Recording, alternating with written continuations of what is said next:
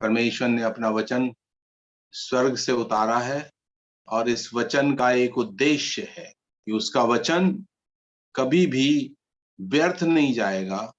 वो जिस उद्देश्य के लिए भेजा गया है उस उद्देश्य को पूरा करेगा। ये परमेश्वर का वायदा है जो यशायाह नबी के 55 अध्याय में हम पढ़ते हैं। और हम जैसा पिछले अध्यायों में पढ़ रहे थे कि पौलुस की शिक्षा है कि ये लोग भी जो इफिसियों के विश्वासी थे, जिस बुलाहट से परमेश्वर ने इन्हें बुलाया है, वो अपने बुलाहट के योग्य आचरण करें।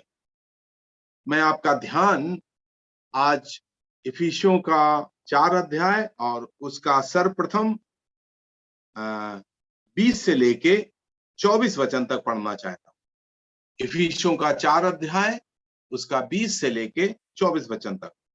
पर तुमने मसीह की ऐसी शिक्षा नहीं पाई, तुमने सचमुच उसी की सुनी और जैसा यीशु में सत्य है उसी में सिखाए भी गए कि तुम अपने चाल चलन के पुराने मनुष्यत्व को जो भरमाने वाली अभिलाषाओं के अनुसार भ्रष्ट होता है उतार डालो और अपने मन के आत्मिक स्वभाव में नए बनते जाओ और नए मनुष्यत्व को पहन लो जो परमेश्वर के अनुसार सत्य की धार्मिकता और पवित्रता में सजा गया है।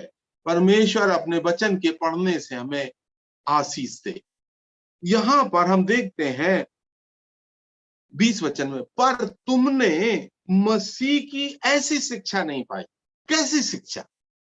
वो हमने पिछले अध्ययन में 14 से 19 वचन तक जो अध्ययन किया था उसमें हमने देखा था कैसी शिक्षा। हम देखते हैं उसमें 2 मिसालें शायद आपको याद होगा पौलुस वहां पर प्रस्तुत करते हैं। एक तो है बचपने या लड़कपन की और दूसरे है अन्य जातियों के जैसे जीवन जीने की शिक्षा। ये लोग भी अन्य जाति थे, थोड़े से यहूदी थे, लेकिन बाकी सब अन्य जाति लोग थे जिनको परमेश्वर के वचन अर्थात पुराने नियम का कुछ भी ज्ञान नहीं था। ये एक खास फर्क है यहूदियों और अन्य जातियों में उस समय, क्योंकि यहूदियों के पास परमेश्वर का वचन था, उन्हें आराधना का कुछ ज्ञान था और वो मूर्ति पूजा नहीं करते थे। 3 खास बातें हम यहूदी और अन्य विश्वासियों के बारे में पढ़ते हैं। जो अन्य जाति लोग थे वो मूर्ति पूजा भी करते थे, उनको सच्चे परमेश्वर की आराधना का कोई ज्ञान नहीं था और उन्हें परमेश्वर के सच्चे वचन का भी कोई ज्ञान नहीं था। इसलिए पौलुस ने पहले कहा कि तुमने बालक के समान नहीं बनना है और ना अन्य जातियों के समान तुम्हें जीवन व्यतीत करना है। जो हमने पढ़ा था कि किस प्रकार से उनका बचपन में रहने के टाइम हमने पहले अध्याय में अस्थिरता का जीवन, प्रचार करने वाले प्रचार करने आते मोहित करते हैं और भेड़ों को चुरा ले जाते हैं। उनका ध्यान भेड़ों पर नहीं है, अपने पॉकेट पर है। किस प्रकार से वो उनसे कुछ फायदा उठा सकते हैं। और मैंने आपको यूहन्ना के 10 अध्याय से बताया भी था किस प्रकार से अनजाना, मजदूर और चरवाहा 3 प्रकार के लोग। अनजाना जो है वो खतरे को देखता है तो भाग जाता है। चोर क्या करता है? भेड़ों को चुराता है, चोरी करने आता है। लेकिन जो चरवाहा है भेड़ों के लिए अपनी जान देता है, वो डरता नहीं। तो यहां पर हम देखते हैं अस्थिरता का कारण यह है कि ये लोग झूठे प्रचारकों के पीछे भाग रहे थे और उनके अंदर अज्ञानता थी। परमेश्वर चाहता है कि हम परमेश्वर के वचन का ज्ञान प्राप्त करें। समझिएगा, ये बाइबल अध्ययन किस लिए? ताकि आपके मन में परमेश्वर का वचन प्रवेश करे और उस वचन के अनुसार आप जीवन बिताएं। जो आप सुनते हैं उसके अनुसार आपको जीवन बिताना अत्यंत आवश्यक है। जो मेरी बातों को सुनता है और उस पर चलता नहीं, उसका क्या है? उसने घर अपना रेत पर बनाया और जब परीक्षा हुई तो घर सारा का सारा। लेकिन जो मेरी बातों को सुनता है, जो बाइबल अध्ययन में आप सुनते हैं, उसको मन में उतारते हैं, दिल में रखते हैं और उसके अनुसार अपने कदम बढ़ाते हैं, आपका भाई और बहनों घर कभी नहीं गिरेगा। ये परमेश्वर का वायदा है और ये मैं अपने अनुभव से आपको बता सकता हूं। वो घर कभी नहीं गिरेगा। तो हमारे अंदर ना तो अस्थिरता हो, ना ही अज्ञानता हो। और हमने देखा था किस प्रकार से अन्य जाति लोग मन की अनर्थता, सत्य को झूठ में बदल डाला, झूठ को सत्य बना दिया। और हमने क्या पढ़ा था? मानसिक कठोरता और दूषित विचारधारा। हमको इस सब से निकलना है। और हमने पिछले दफे ये भी देखा था किस प्रकार से इन कामों के कारण, रोमियो के 1 अध्याय में हमने देखा था 28 से 32 तक 22 पाप वहां पर लिखे गए हैं। और उन पापों के कारण अन्य जातियों पर परमेश्वर का क्रोध भड़कता है। इसलिए अगर आपका जीवन अन्य जातियों के समान या अपरिपक्वता, बचपना होगा, तो परमेश्वर आपसे खुश कभी नहीं होंगे, बल्कि परमेश्वर क्रोधित। क्योंकि जो ये वचन जाता है, ये प्रकाश का वचन है, ये जीवन बदलने वाला वचन। इब्रानियों को 4:12 में हम क्या पढ़ते हैं? परमेश्वर का वचन जीवित है। ये खिचपिच किए हुए वचन नहीं है, कुछ बाइबल में लिख दिए। ये वचन जीवित वचन है। इसको कहा गया स्पर्मा, परमेश्वर का शुक्राणु। शुक्राणु जिससे बच्चा पैदा होता है, जिससे जीवन आता है। और ये वो परमेश्वर का शुक्राणु है जिससे आपको अनंत जीवन मिलता है। जब इस बाइबल के वचन पर आप विश्वास करते हैं तो परमेश्वर आपको अनंत जीवन देता है। ये साधारण वचन नहीं है। परमेश्वर का वचन जीवित, प्रबल, दो-धारी तलवार से भी तेज। तो हमें इस परमेश्वर के वचन को अपने जीवन में उतारना है। तो ना हमारा जीवन बचपने के समान हो, ना ही हमारा जीवन अन्य जातियों के समान। हमारे व्यवहार को बदलना है। परमेश्वर ने हमें चुन लिया। अभी हम पुराने जीवन की चाल न चल करके नए जीवन में बार बार पौलुस इस बात को लिखता है। अगर कोई यीशु मसीह में है तो क्या है? वो नई सृष्टि है। सारी चीजें, पुरानी चीजें जाती रही, सारी चीजें नई हो गई। अर्थात पुराना चला गया, नया। क्या आपके जीवन में ऐसा है? जब से आपने प्रभु यीशु मसीह को ग्रहण किया, क्या आपके पुराने पूरे व्यवहार, जीवन बदल गए? वो मैं आगे आपको लाऊंगा। अगर नहीं बदले तो पौलुस एक एक का विवरण करता है। तो यहाँ पर हम देखते हैं कि इस प्रकार से पौलुस कहता है, लड़कपन और अन्य जातियों जैसा व्यवहार छोड़कर मसीह की शिक्षा के अनुसार तुम अपने जीवन को जियो। ये मैंने नोट्स में भी आपको लिख करके भेजा है। 20 अध्याय फिर से पढ़े, 4 का 20, इफिसियों का 4 अध्याय उसका 20। पर तुमने मसीह की ऐसी शिक्षा नहीं पाई, तुमने उसी की सुनी और जैसा यीशु में सत्य है उसी में सिखाए गए। अर्थात हम क्या पढ़ते हैं? तुमने उसी की सुनी और उस सत्य को तुमने सीखा। हमें सत्य को सिर्फ जानना ही काफी नहीं है, सही शिक्षा और सही सिद्धांत पर हमारे लिए चलना भी बहुत जरूरी है। तुमने उसी की सुनी, अर्थात उसके वचन को सुना, और जो यीशु मसीह सत्य है उसी में तुम सिखाए भी गए। प्रभु यीशु मसीह कौन है? वो स्वयं सत्य है। अतः हमें सत्य में चलना सीखना है। तो हमने जब प्रभु यीशु मसीह की शिक्षा पाई, तुमने यीशु मसीह को पहचान लिया। जिस दिन मैंने प्रभु यीशु मसीह को पहचान लिया, उसके जैसा कोई नहीं है। न किसी का जन्म उनके समान था जो पवित्र आत्मा से, कुंवारी से पैदा हुए।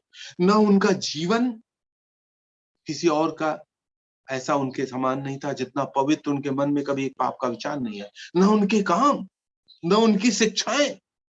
इसलिए ऐसी शिक्षा तुमने पाई है, उसके अनुसार तुम्हें क्या करना है? मसीह के सत्य वचन के अनुसार तुम्हें जीवन जीना। यीशु मसीह स्वयं देहधारी सत्य है। जैसा मैंने आपको पहले बताया था, सत्य, प्रकाश और जीवन। तमसोमा ज्योतिर्गमया, सतोमा सद्गमया, मृत्योमा अमृतगमया।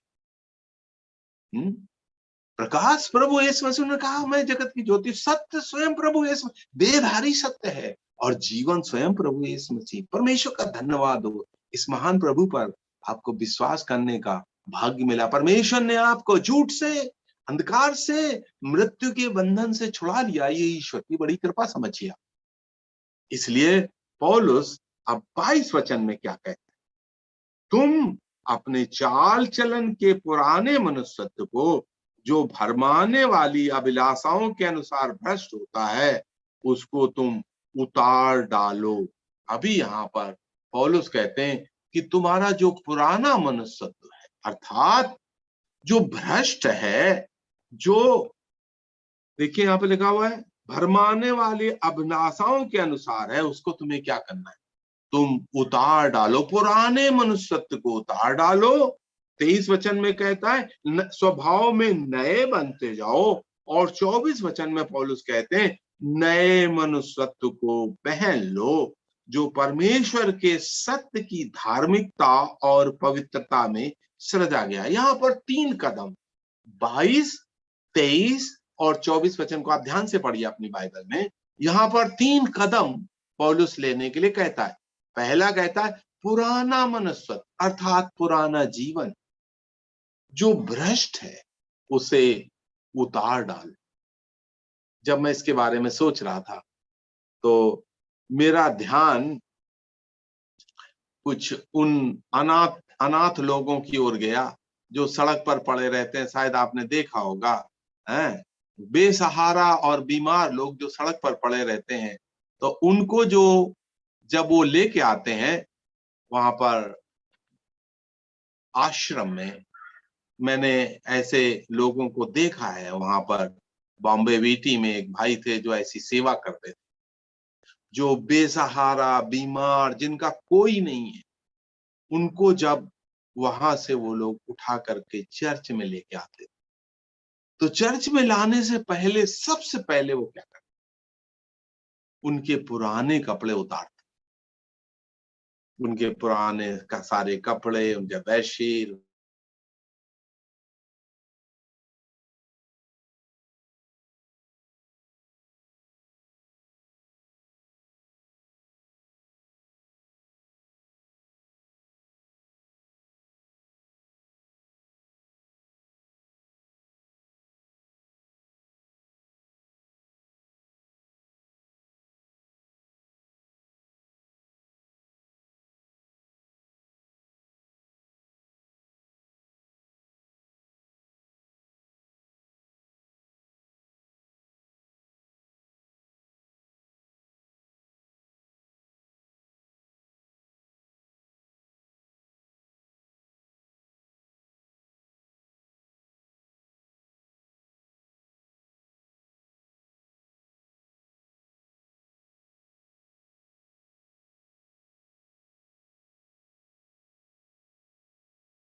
अंकल जी का नेटवर्क चला गया है।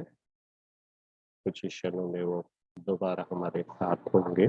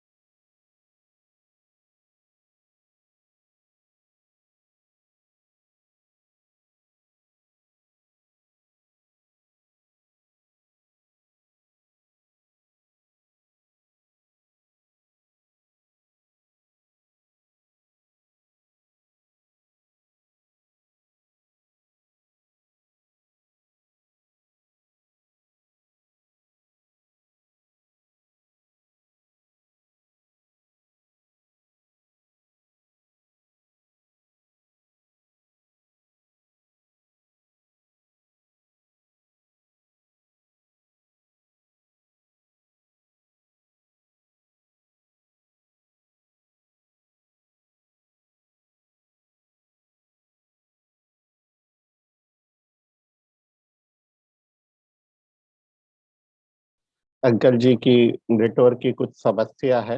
आप में से अगर कोई गीत गाना चाहते हैं तब तक बीच में वो गीत गा सकते हैं, और उसके बाद प्रभु के दास हमारे बीच में होंगे।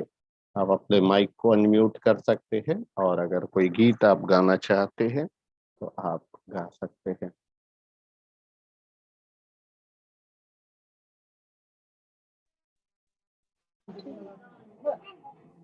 ओ जय जयकार, जय जयकार करे। ओ जय जयकार, जय जयकार करे। ओ है हमारा राजा राजा, दुख संकट से बचाता बचाता। ओ है हमारा राजा राजा, दुख संकट से बचाता बचाता। हम पर अपनी करुणा करता और करता उपकार। उसी पर तनि मन मारे दे अपना अधिकार। जय जयकार, जय जयकार करे। प्रभु के नाम की महिमा होने पाए। प्रभु के दास हमारे साथ जुड़ चुके हैं। Uncle you can continue. दीदी लोग को भी बहुत धन्यवाद। Okay okay, sorry the connection problems हैं। तो हम ये देख रहे थे कि जब उन बेसहारा लोगों को उस आश्रम में लाते हैं तो उनको सर्वप्रथम नहलाते हैं और उनको सोप से सैवलॉन से नहला करके उनको वही कपड़े नहीं पहनाए जाते, उनको नए कपड़े पहनाए जाते। यह हमारे आत्मिक जीवन के लिए एक शिक्षा है। और उनको फिर उनके उन कपड़ों को क्या करते हैं, पूरे जला दिए जाते, क्योंकि उसमें बहुत बैक्टीरिया वायरस रहता है। वो कपड़े उनको फिर दिए नहीं जाते, धोए भी नहीं जाते। इसीलिए पौलुस क्या कहता है, पुराने मनुष्यत्व को 22 वचन में आप देखिए, यहाँ पे लिखा, तुम अपने चाल चलन के पुराने मनुष्य को जो भरमाने वाली अभिलाषाओं के अनुसार होता है उतार डालो। हमें क्या करना है, हमारे पुराने मनुष्यत्व को, पुराने चाल चलन को, पुराने जीवन को क्या करना है, हमें उतार डालना है। हमारे पुराने उतार डालना। 23 वचन में कहता है, अपने मन के आत्मिक स्वभाव के नए हो जाने से, अर्थात हमारे स्वभाव में, अभी पहले हमारे स्वभाव में क्या था, शैतानी भावनाएं, शारीरिक अभिलाषाएं थी। अभी हमारे स्वभाव में क्या है, पवित्र आत्मा आ गया, उस स्वभाव को नियंत्रण में लेता है और बदलाव की एक प्रक्रिया शुरू कर। इसलिए कहता है, पुराने मनुष्यत्व को उतार डालो, मन के आत्मिक स्वभाव में हम नए बने, अर्थात हमारे विचारों की प्रक्रिया। देखिए, मनुष्य का जो चाल चलन होता है वो कहां से कंट्रोल होता है, मन से कंट्रोल होता है। अगर हमने अपने मन को कंट्रोल कर लिया तो हमारा चाल चलन भी कंट्रोल।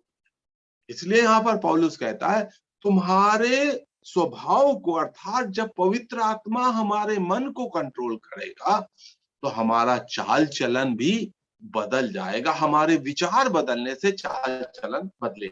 इसलिए आगे हम देखेंगे किस प्रकार से हमें अपने विचारों को बदलना बहुत जरूरी। वही चीज सोचें जो सोचना उचित है। परमेश्वर के वचन पर हमें ध्यान करना है, दुनियादारी पर ध्यान नहीं करना। जैसा भजन 1 में हम क्या पढ़ते, क्या ही धन्य वो पुरुष जो परमेश्वर के वचन पर कितना देर ध्यान करता है, दिन और रात। वो पर मनुष्य कौन है, वो धन्य मनुष्य है। और वहां पर हम देखते हैं परमेश्वर की कई एक प्रतिज्ञाएं हैं, वो जो कुछ वो मनुष्य करे वो सफल होता है। तो हम देखते हैं पुराने मनुष्यत्व को जो भ्रष्ट है, परमेश्वर की दृष्टि में भ्रष्ट है, वो स्वीकार योग्य नहीं, उसको उतार फेंकना। पुराना बातचीत, पुराना व्यवहार सब उतार डालना है। हमारे स्वभाव को, हमारे मन के विचारों को पवित्र आत्मा के नियंत्रण में लाना है। और हमें क्या करना है, 24 वचन में लिखा हुआ है, नए मनुष्यत्व को पहन लो जो परमेश्वर के अनुसार सत्य की धार्मिकता और पवित्रता में सजा गया।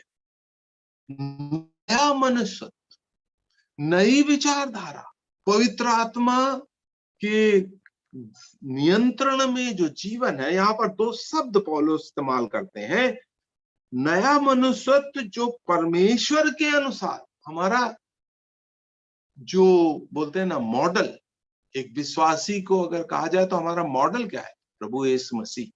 पवित्रता और धार्मिकता, दो शब्द यहाँ पर पौलुस इस्तेमाल करते हैं। पवित्रता और धार्मिकता में सृजा गया है, अर्थात इसका क्या मतलब हुआ? कहते हैं हमें जो जीवन जो हमारा है वो पवित्रता और धार्मिकता। आप हमारे साथ निर्गमन का 20 अध्याय निकालिए। जब परमेश्वर ने मूसा को बुलाया, ये दूसरी बुलाहट थी। परमेश्वर ने 4 बार मूसा को बुलाया है। पहली बार बुलाया जलती हुई झाड़ी के बीच से, वहां पर इस्राएल को उद्धार देने के। दोबारा बुलाया पहाड़ के बीच से परमेश्वर का वचन देने के लिए, अर्थात व्यवस्था। उद्धार पाने के बाद दोबारा जब मूसा को बुलाया तो परमेश्वर का वचन देने के लिए बुलाया, ताकि उद्धार पाए हुए लोग मन मर्जी से नहीं, मिस्र देश के रीत रिवाज से नहीं, परमेश्वर के वचन के अनुसार अपने जीवन को ढालें। तो यहाँ पर जो आप 10 आज्ञाएं निर्गमन के 20 अध्याय में देखते हैं, यहाँ पर जो 10 आज्ञाएं हैं इनका निचोड़ मैं आपके सामने रखना चाहता हूं। इन 10 आज्ञाओं को हम 2 भागों में बांट सकते हैं, अर्थात पवित्रता और धार्मिकता। परमेश्वर ने 2 पट्टियां दी, एक पट्टी नहीं दी, 2 पट्टियां दी, अर्थात हमारा परमेश्वर से संबंध और हमारा परमेश्वर के लोगों से संबंध कैसा। तो पहले जो 4 जो आज्ञाएं हैं वो क्या है? परमेश्वर की पवित्रता के बारे में। ध्यान रखिएगा, परमेश्वर हमारा कैसा है? पवित्र परमेश्वर है। उसके बारे में क्या है? पवित्र पवित्र पवित्र। परमेश्वर का एक गुण बाइबल में 3 बार आता है, और कोई भी गुण ऐसा 3 बार रिपीट नहीं होता, नए नियम में और पुराने नियम में। ये यशायाह नबी के 6 अध्याय में और प्रकाशित वाक्य 4 अध्याय में हम ये बात पढ़ते हैं। तो इसमें हम देखते हैं पवित्रता और धार्मिकता के अनुसार रचा गया, जो पौलुस कहते हैं। तो यहाँ पर मैं आपके सामने इन 10 आज्ञाओं को 2 भागों में, पवित्रता और धार्मिकता के अनुसार। तो पहला क्या है? तुम मुझे छोड़ दूसरे को ईश्वर ना मानना, कोई मूर्ति ना बनाना, परमेश्वर का नाम व्यर्थ ना लेना और विश्राम दिन को पवित्र मानना। ये परमेश्वर से संबंधित 4 आज्ञाएं पवित्रता से संबंधित हैं, क्योंकि हमारा परमेश्वर पवित्र परमेश्वर।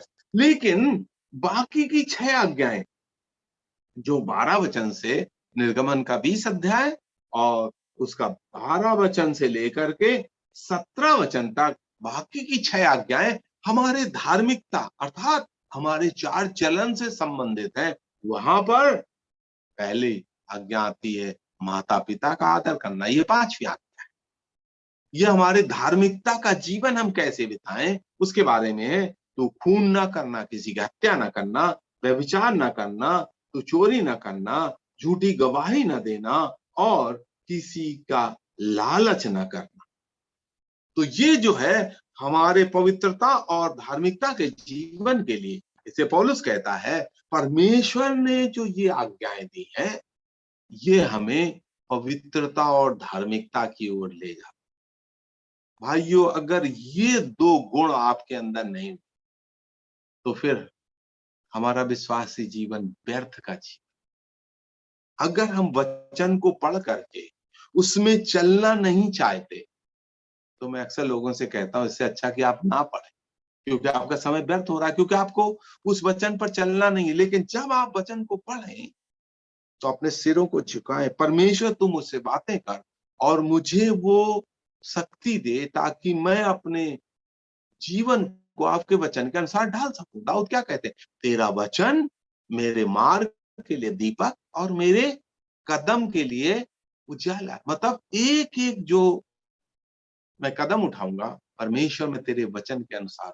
मैं कभी भी अपने जीवन में इस चीज को सोचता हूँ, जब मैं कभी दुविधा में होता हूं तो मैं सोचता हूं परमेश्वर के वचन में क्या लिखा, परमेश्वर हमें इस विषय पर किस प्रकार की बात करने की आज्ञा देता है। तो यहाँ पर पौलुस क्या कहते हैं? तुम नए मनुष्यत्व को पहन लो और सत्य की धार्मिकता और पवित्रता में सजा गया, उसके अनुसार तुम अपने जीवन को बिताओ। अभी हम यहाँ पर देखेंगे, पौलुस कहते हैं तुम 5 बातें छोड़ दो। जब आप इस अध्ययन को कर रहे हैं भाई और बहनों, आपको जांचना है क्या आपने ये बातें छोड़ दी हैं कि नहीं। इन 5 बातों को छोड़ दो, ये नए जीवन के सिद्धांत हैं। क्या है? पहला 25 वचन में आइए, इफिसियों का 4था अध्याय उसका 25 वचन। इस कारण झूठ बोलना छोड़कर हर विश्वासी अपने पड़ोसी से सच बोले, क्योंकि हम आपस में एक दूसरे के अंग हैं। पहली बात पौलुस क्या कहते हैं? सब लोग झूठ, यहाँ पर 5 चीजें हैं। झूठ बोलना छोड़ो, क्रोध करना छोड़ो, चोरी करना छोड़ो, है, और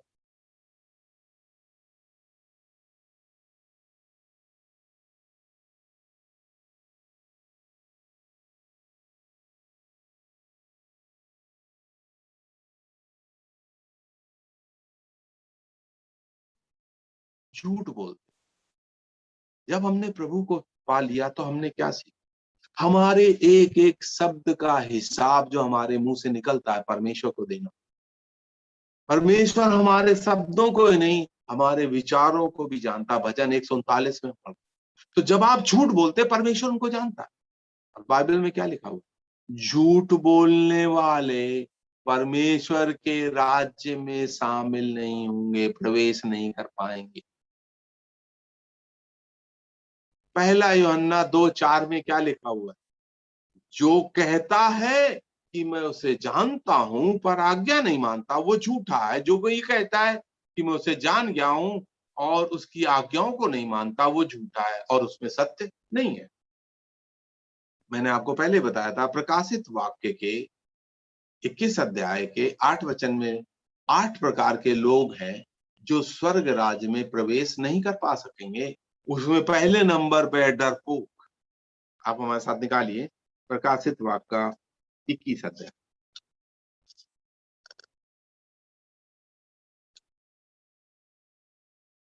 प्रकाशित वाक्य का 21 अध्याय और उसका 8 वचन में पढ़ रहा हूं, और उसमें 8 लोग हैं और पहले नंबर पे है डरपोक। हम किसी से डरते ना। हम यीशु मसीह के चेले हैं, दुनिया में धूम मचा देंगे। हम गम के सहने वाले हैं, उफ तक नहीं करने वाले। हम किसी संसार में किसी से न डरे। सिर्फ जो आदमी परमेश्वर से डरता है वो कभी किसी से नहीं डरेगा। 8 प्रकार: कायरों अर्थात डरपोकों, अविश्वासियों, घिनौनों, हत्यारों, व्यभिचारियों, टोनों, मूर्त पूजकों और सब झूठों का भाव। देखा आपने? आखिरी जो 8 प्रकार के लोग, उसमें आखिरी व्यक्ति कौन सा है? झूठ बोलने वाला। हम कई दफे सोचते हैं झूठ बोलने से कुछ नहीं होता, लेकिन बाइबल में क्या लिखा हुआ? झूठ बोलने वाले परमेश्वर के राज्य में प्रवेश नहीं करेंगे। इसलिए पौलुस कहते हैं तुम झूठ बोलना छोड़ दो, हर एक अपने विश्वासी से आपस में सच हो। कितनी बड़ी चीज, एक भी, क्योंकि हम सत्य की संतान, प्रभु यीशु मसीह सत्य है और हम सत्य की संतान। इसलिए भाई और बहनों, एक हमारी चर्च में एक भाई मीटिंग ले रहे थे और उन्होंने अपनी मीटिंग में ऐसा कहा, किसी कारण से, जो भी कारण हो, झूठ बोलना उचित नहीं। जहां जो भी कारण हो, हम सोचते अरे यार इस कारण के लिए तुम झूठ बोल ही सकते नहीं। वचन में ऐसा है, किसी भी कारण से हम झूठ ना बोले। झूठ कौन बोलता है? शैतान। वो झूठ बोलता है और झूठ का पिता है। दूसरा है, हम क्या पढ़ते हैं? क्रोध ना करो। है, देखिए हम पढ़ते हैं क्रोध करना हमारे लिए मुनासिब नहीं है। लेकिन जायज क्रोध भी है, नाजायज क्रोध भी। ध्यान रखिए, प्रभु यीशु मसीह ने भी क्रोध किया। जब आप कहीं पर अन्याय देखते हैं, लोग झूठ बोलते हैं, दूसरों पर अत्याचार करते हैं, तो क्रोध तो आएगा। ये जायज क्रोध है। प्रभु यीशु मसीह के बारे में पढ़ते हैं 3 बार उन्होंने क्रोध किया। कहां पर? पहला है जब वो आराधनालय में गए और एक बीमार व्यक्ति था और प्रभु यीशु मसीह ने उसको चंगा करना। मरकुस के 2 अध्याय के 5 वचन में हम पढ़ते, जब प्रभु यीशु मसीह ने कहा, आप हमारे साथ निकाल लीजिए मरकुस का 2 अध्याय। प्रभु यीशु मसीह ने क्रोध किया है, मैं आपको ये कहना चाहता हूं वो जायज क्रोध है। मरकुस का 2 अध्याय निकालिए हमारे साथ और उसका 5 वचन। हम 3 वचन से पढ़े, 2 अध्याय 3 से लेकर 5 तक। लोग एक लकवे के रोगी को, मरकुस का 2 अध्याय और उसका 5 वचन। यहां पर हम पढ़ते हैं, ले आए लकवे को देखकर लकवे के रोगी से कहा, हे पुत्र तेरे पाप क्षमा हुए। उसके पहले भी हम पढ़ते हैं, वहां पर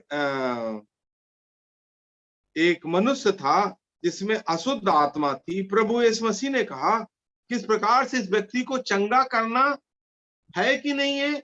इस पर लोगों ने जब जवाब नहीं दिया तो प्रभु यीशु मसीह ने वहां पर क्रोध करके उस व्यक्ति से, फिर बाद में लोगों पर क्रोध किया, लेकिन उस व्यक्ति को उन्होंने चंगा किया। यहां पर भी मरकुस के 2 अध्याय में भी हम पढ़ते हैं किस प्रकार से प्रभु यीशु मसीह ने चंगा किया। लोगों ने प्रभु यीशु मसीह का क्या कहा, वो उन पर प्रश्न कर, ये कौन सा मनुष्य है जो पाप को क्षमा करता है। हम पढ़ते प्रभु यीशु मसीह ने मंदिर में जब गए तो वहां पर देखा क्या, वहां पर सराफा के लोग और जो कबूतर बेचने वाले लोगों को 2 बार प्रभु यीशु मसीह ने मंदिर की सफाई भी की। और वहां पर हम पढ़ते हैं सराफे में बैठे हुए लोग और मंदिर में जो लोग थे उनको भी देख करके प्रभु यीशु मसीह ने उन पर क्रोध किया और कोड़ा बना करके वहां से उनको हटाया। तो क्रोध करना अनुचित नहीं है, लेकिन हमारा क्रोध क्या है, क्रोध करो लेकिन तुम्हारा क्रोध क्या है, सूर्यास्त तक क्रोध समाप्त। घर में कभी कभी ऐसी समस्याएं होती हैं, कोई भी ऐसा घर नहीं है जिसमें समस्या ना हो, हर एक घर में समस्या होती है, लेकिन सूर्यास्त के समय जब हम प्रार्थना में आते हैं सब क्रोध, सूर्यास्त के बाद क्रोध आगे नहीं बढ़ना चाहिए। तो है क्रोध। दूसरा है चोरी, दूसरों की चीजों को ले ले। अब यहाँ पर 5 चीजें कहता है। पौलुस कहता है झूठ बोलना, क्रोध करना, चोरी करना। मैंने आपको बताया था पिछले दफे, शैतान के 3 गुण हमने बताए थे, वो चोरी करने, घात करने, नाश करने आते। हमें चोरी नहीं करना, लेना नहीं किसी का, हमें क्या करना, दूसरों को देना है, मेहनत करना, कमाना और दूसरों के साथ बांटना। इसलिए वहां पर उस कलीसिया में कुछ ऐसे लोग थे जो दूसरे की चोरी कर लेते थे। कई दफे लोग क्या करते हैं, चर्च में जाते हैं, कुछ नया नहीं होता, सिर्फ चप्पल नई हो जाती, जूते नए हो जाते, पुराने पहन के गए, जल्दी निकले मीटिंग से और दूसरे के नए पहन के आ गए। लेकिन ऐसा नहीं, परमेश्वर का घर है, जीवित परमेश्वर का घर है। मेरे पिता के घर को तुमने डाकुओं की खो बना रखा। ऐसे लोग थे, ऐसे लोग आज भी चर्च में हैं जिनका ध्यान दूसरों के पैसे पर, धन पर रहता है। चौथी चीज कहता है तुम्हारी वाणी, कोई गंदी बात, कोई भी गंदी बात तुम्हारे मन से, तुम्हारे मुंह से ना निकले। 29 वचन में आइए, कोई गंदी बात तुम्हारे मुंह से ना निकले, पर आवश्यकता अनुसार वही निकले जो आत्मिक उन्नति के लिए उत्तम हो, ताकि उसके सुनने वालों पर अनुग्रह। हमारे मुंह से क्या निकलता है, किस प्रकार के शब्द निकल, क्या गाना गाते हैं लोग, ऐसा नहीं होना चाहिए। गंदे गाने, फिल्मी गाने, दूसरों की बुराई, ये कभी हमारे मुंह से ना निकले। इसे कहता है तुम्हारी वाणी कैसी हो, तुम्हारी वाणी है सड़ाहट की बातें, सड़ाहट की बातें। जैसे आप साग सब्जी जब बाजार से लाते हो, उसमें जो सड़ी चीज सड़ी होती है, खराब होती है, आप क्या करते हो, उसको फेंक देते। तो इस प्रकार की जो हमारी बातें हैं, जो कोई भी गंदी बात, जहां हंसी मजाक हो रहा है ना, वहां पर आपको बैठ। जब मैं प्रभु में आया, मैंने इस बात को पूरी तरह अपने जीवन में लागू, सारी गंदगी, गंदा वार्तालाप करना ही नहीं, मैं सुनना भी नहीं चाहता। क्या ही धन्य पुरुष जो दुष्टों को युक्त पर नहीं चलता, ना पापियों के मार्ग में खड़ा होता है, ना ठट्ठा करने वालों की मंडली में। तो जब मैं यहाँ सेवा करता था, लोगों को कुछ गंदी बात करते हुए सुनता था, तो मैं उनसे यही कहता था, ये जो बातें कर रहे हो परमेश्वर इसका तुमको दंड देगा। मैं सिर्फ बात करना ही नहीं, मैं बात सुनना भी नहीं चाहता। तो लोग मुझे देख करके डरते, तो कहते थे यार इसको जाने दो, फिर हम बात। इसलिए हमारे मुंह से ही ना निकले, हम ऐसे वार्तालाप को अपने कान से भी ना सुने। जैसा भजन 1 में हम क्या पढ़ते, वो दुष्टों की युक्ति अर्थात दुष्टों को अपना कान भी नहीं देता, उनका ध्यान भी नहीं देता, अपना स्थान भी नहीं देता, उनके साथ बैठता भी नहीं। और क्या होगा अंत में, क्या लिखा हुआ, और दुष्ट अदालत में ठहरना। अभी वो दुष्टों के साथ नहीं बैठता, और उस समय जब अदालत लगेगी परमेश्वर की, तो वो लोग भी इनके साथ नहीं बैठ पाए। उनका न्याय अलग होगा, हमारा न्याय, हम प्रभु यीशु मसीह के न्याय आसन के सामने हमारा न्याय होगा, लेकिन वहां से कोई नर्क नहीं है, हमारे कामों का न्याय होगा। तो यहाँ पर हम क्या पढ़ते हैं, हमें अपने जीभ पर लगाम लगाना है। निदान है भाइयों, जो बातें सत्य हैं, जो बातें आदरणीय हैं, और जो बातें उचित हैं, जो बातें पवित्र हैं, और जो बातें सुहावनी हैं, मन भावनी, निदान, और जो सद्गुण और प्रशंसा की बातें, उन्हीं पर ध्यान किया करो। फिलिपियों के 4 अध्याय के 8 वचन में पौलुस यही शिक्षा देते हैं। अर्थात वार्तालाप उत्साहजनक हो, समय के अनुसार हो, अनुग्रह के साथ हो। प्रभु यीशु मसीह की बातों का जब लोगों ने सुना, तो हम क्या लिखते थे, उनके बातों को सुनकर लोगों ने अचंभा किया। प्रभु यीशु मसीह के बारे में 7 अचंभे, दे वंडर्ड, वंडर शब्द इंग्लिश में है, और एक उसमें जो अचंभा है वो उनके शब्दों का अचंभा। भाइयों और बहनों, आपके मुंह से क्या शब्द निकल, तो ये 5 चीजें भाइयों आपको निकाल, ये पुराने वस्त्र हैं, इनको निकालना। इस अध्ययन का नहीं तो आपको कोई फायदा नहीं। ये अध्ययन एक उद्देश्य के अनुसार, बुलाहट के अनुसार आचरण। ये वचन उच्चारण के लिए नहीं, सुनने के लिए, मुंह से बोलने के लिए, ये आचरण के लिए। सारा बाइबल हमारे आचरण के लिए दिया गया।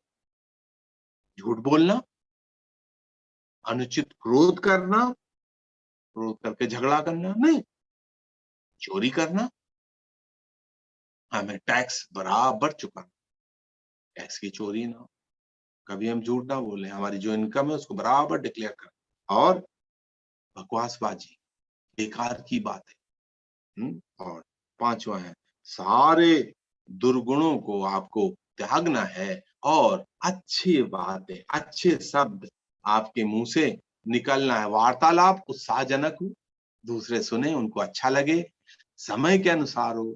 जब मैं अपने गांव में छुट्टी पर जाता था, तो लोग मुझे हर एक मोहल्ले में बुलाते थे, लाला आप आना, हमें भी थोड़ा ईसा मसीह के बारे में बताइए, क्योंकि मैं अच्छी अच्छी बातें सुनाता था।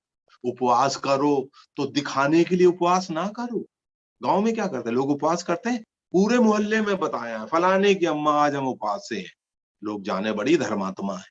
नहीं, ऐसा नहीं। जब तुम प्रार्थना करो तो गुप्त में प्रार्थना, लोगों को बहुत अच्छा लगता था। और मैं उनके पापों के बारे में भी बताता था। दूसरे के खेत से काट करके अपनी भैंस को चारा न डालो, अपने खेत से काट। लोग कहते थे हमें भी अच्छा, हमारा वार्तालाप क्या उत्साहजनक हो। जब गांव में जाएं आप अच्छी अच्छी चीजें सिखाएं, लोग सीखना चाहते हैं, समय के अनुसार बताएं। अभी हमें क्या सीखना है, अनुग्रह के साथ। हम पवित्र, ऐसा नहीं कि दूसरे को हम गिरी नजर से देखें, नहीं, हम जो कुछ है, प्रभु की दया हुई आप पर, इसलिए आपने सत्य को जान लिया। अगर प्रभु की दया ना होती तो आप इस सत्य को ना जानते। अनुग्रह के अनुसार हो, और जैसा प्रभु यीशु मसीह के मुंह से शब्द निकलते थे, उसी प्रकार से आपके मुंह से भी शब्द निकले। यहाँ पर अभी आप देखें, अब यहाँ पर 30 वचन और 31 वचन पढ़ेंगे। परमेश्वर के पवित्र आत्मा को शोकित मत करो, जिसके द्वारा तुम छुटकारे के दिन के लिए छाप दी गई। परमेश्वर की पवित्र आत्मा हमारे हृदय में छाप दी गई है, अर्थात इंग्लिश में वर्ड है सील्ड।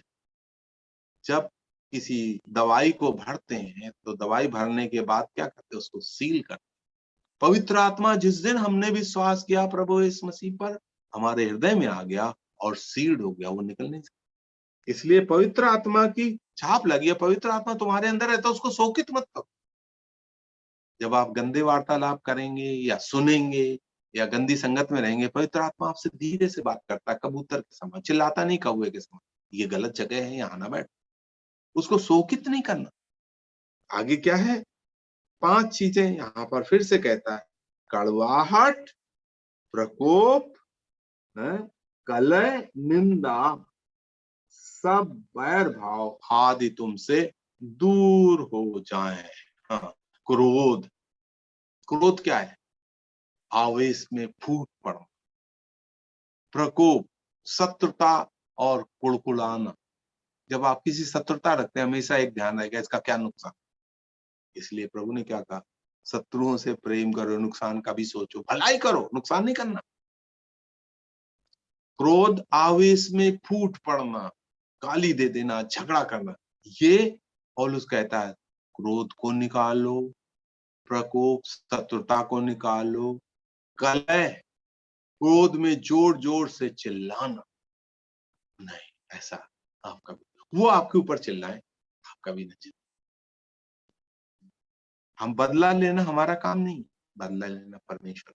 हम सब चीज को प्रभु के पास छोड़, इसलिए क्रोध, हम कभी गुस्से में आकर के एकदम फूट पड़े किसी, अगर आप बड़ी पोजीशन में आप ऐसा कर सकते हैं, लेकिन ऐसा हमें नहीं करना। प्रेम से व्यवहार, प्रभु ने कैसे प्रेम पूर्वक व्यवहार किया। और प्रकोप, किसी से शत्रुता नहीं रखना, विश्वासियों का कोई शत्रु नहीं, क्योंकि हमारे शत्रुओं से भी परमेश्वर हमारा प्रेम करता है। प्रभु यीशु मसीह जो आपके शत्रु हैं उनसे प्रेम करता है। जोना जो है निनवे क्यों नहीं जाता था, क्योंकि वो यहूदियों के शत्रु थे, लेकिन उसको ये नहीं मालूम था उस शत्रुओं से परमेश्वर प्रेम करता। अतः फिर अंत में योना गया और 1,20,000 लोगों ने उद्धार पाया। शत्रुओं को भी उद्धार करना चाहता।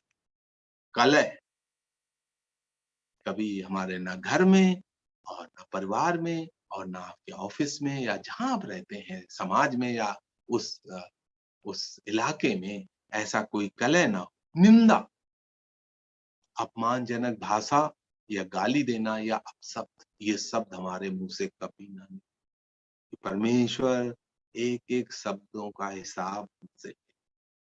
भाई और बहनों, मसीह जीवन को बड़ी गंभीरता से जीना, विश्वास करना काफी नहीं। बाइबल में क्या लिखा हुआ, शैतान भी विश्वास करता है, शैतान भी विश्वास करता है, उसका चाल चलन पूरा उल्टा। ऐसे विश्वास करने वाले बहुत लोग, हाँ भाई साहब हम भी विश्वास करते हैं, लेकिन जीवन में कुछ भी नहीं। इसलिए क्या कहता है, निंदा, किसी के अपमानजनक भाषा या गाली देना या अपशब्द इस्तेमाल करना, बैर भाव, दूसरों को बुरा चाहना। हाँ, प्रभु यीशु मसीह ने क्रूस पर जब लटके हुए थे, पहला क्या किया, 24 घंटे से न तो कुछ खाया था न पिया था, शरीर में इतना दर्द था, है? बाल नोचे गए थे, घाव थे, लेकिन पहले क्या किया, अपने दुश्मनों को माफ किया। और उसका प्रभाव क्या हुआ, उसका प्रभाव हुआ जो चोर एक लटका हुआ था उसका उद्धार हुआ और सेना नायक का भी उद्धार। तो हम अगर वैर भाव छोड़ देंगे तो हम, क्या कहता है, 3 चीजें यहाँ पर पौलुस कहते हैं, तुम कृपालु, करुणा में और क्षमाशीलता धारण कर लो। तुम कृपालु बन, दूसरे की कल्याण की भावना। प्रभु यीशु मसीह के बारे में क्या पढ़ा, वो कल्याण करता हुआ गया, जहां भी गए प्रभु ने दूसरों का कल्याण किया, उनके बीमारों को चंगा किया, भूखों को भोजन खिलाया, है हर प्रकार की मदद, भलाई, दूसरों की कल्याण की भावना। जब आप चर्च में आते हैं, किसी भाई या बहन से मिलते हैं, आपके मन में क्या है? मैं अपने बारे में ये कहता हूँ, जब भी मैं चर्च में जाता हूँ और चर्च मीटिंग खत्म होने बाद किसी भाई बहन से मिलता हूँ, तो मेरे अंदर एक विचार आता है, मैं इस भाई या बहन के लिए क्या कर सकता, भलाई की भावना। क्या आपके अंदर ऐसे विचार आते, इसकी क्या जरूरत से बात कर, क्या मैं इनके बच्चों को पढ़ा सकता हूँ, साइंस, मैथ या जो भी, क्या इनकी कुछ मैं आर्थिक सहायता कर सकता हूँ, क्या मैं इनकी कोई आत्मिक अगुवाई कर सकता हूँ या किसी और प्रकार से अगुवाई कर सकता हूँ?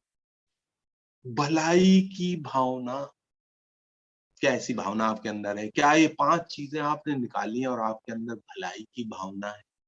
दूसरा है कोमलता, सहानुभूत, करुणापूर्ण व्यवहार है। कई लोगों का व्यवहार अच्छे विश्वासी है, लेकिन उनका व्यवहार दूसरों के साथ कोमलता का नहीं, बहुत कठोर होता है। लोग उनके पास आते नहीं। कई ऐसे लोगों से मैंने बात की, मैं बोला भाई साहब आप हमारे फलाने फलाने भाई से क्यों नहीं बात बोलते? ब्रदर उनके साथ कैसे बात करें?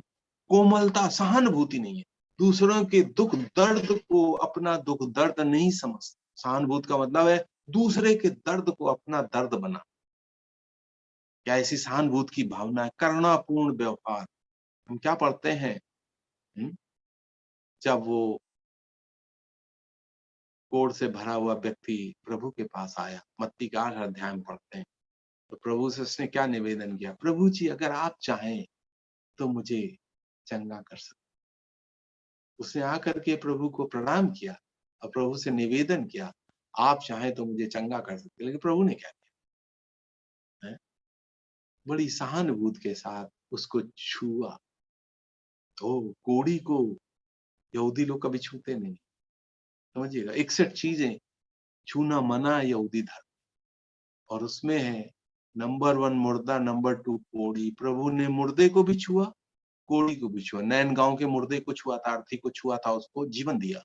और यहाँ पर हम पढ़ते हैं प्रभु ने इस कोढ़ी को छुआ, बिना छुए भी प्रभु चंगाई दे सकते थे। हम पढ़ते हैं ना, दूर से जब सेना नायक आया था और उसका बेटा बीमार था, दूर से प्रभु यीशु मसीह ने एक दिन की यात्रा का दूरी था, वहां पर उसको चंगा कर दिया। दूर से शब्द बोल करके चंगा किया, पास से शब्द बोल करके चंगा किया, और छू करके 3 प्रकार से। छू करके चंगा किया, पास में व्यक्ति था उसको बोल करके चंगा किया, और दूर में थे उसका शब्द बड़ी तेजी से चलता। तो हम यहाँ पर पढ़ते कोढ़ी को प्रभु ने छुआ, कितना अच्छा उसको लगा। पवित्र प्रभु और कोढ़ी, हम लोग भी कोढ़ी थे, पाप का कोढ़ लगा हुआ था, प्रभु ने हमें छुआ। ऐसी सहानुभूति की भावना, करुणापूर्ण व्यवहार के आपके अंदर है। नोट्स में मैंने ये सब आपको लिख करके भेजा हुआ है। क्षमाशीलता, जैसा यहाँ पर प्रभु क्या कहता है? अपराध जैसे तुम्हारे क्षमा किए गए, वैसे भी तुम एक दूसरे के अपराध क्षमा। हमारे तो क्षमा हो गए, लेकिन हमें दूसरे के अपराध क्षमा करने में बहुत मुश्किल। लेकिन यहाँ पौलुस एक बहुत अच्छी शिक्षा दे, अगर प्रभु हमारे अपराधों का लेखा ले तो क्या हम खड़े हो पाएंगे उसके सामने? इसलिए हमें क्या करना है? जैसा प्रभु ने हमारे अपराध, हम भी उनके अपराधों को क्षमा करें। कैसे? पहले हम प्रभु से कहें, प्रभु इसने जो बात मेरे लिए कही है, जो भी पाप किया, उसको आप क्षमा करिए, मैं भी क्षमा। तो पहले प्रभु से आप कहें, और फिर आप अपने आप से कहें, और फिर उस व्यक्ति से भी कहें, मैंने भाई आपको क्षमा। ऐसा कई दफे मेरे साथ, और मैं तो सीधे उनको ये बोला, भाई साहब मैं आपको क्षमा करता हूँ। परमेश्वर आपके जीवन में अपनी आशीषों को उड़े लेगा। भाई और बहनों, ये सब 5 पुराने जीवन के मनुष्यत्व को उतार डालना है आपको।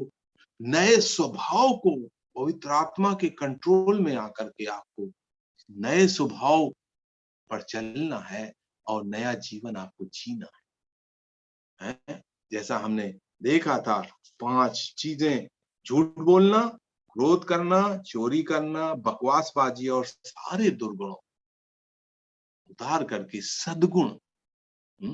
सद्गुण हमें, हमारे जीवन में हमें सद्गुणों को ढालना है। सभी प्रकार का क्रोध, सभी प्रकार का प्रकोप, कलह, निंदा, बैर भाव को छोड़ करके भलाई, कोमलता, क्षमा से हमने बुलाहट के अनुसार, बुलाहट के योग आचरण का अध्ययन किया। परमेश्वर चाहता है कि हमारा जीवन, हमारा आचरण ऐसा ही, वचन पढ़ने के लिए नहीं है, उच्चारण करने के लिए नहीं, आचरण।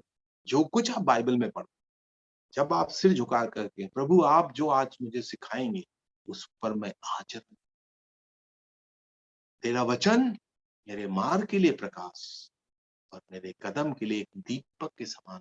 मैं एक एक जो कदम उठाऊंगा अपने जीवन में, आपके वचन के अनुसार ही उठाऊं। मैं अपने जीवन में ऐसा ही करता हूं और मैं चाहता हूं कि आप भी इस सिद्धांत को अपनाएं।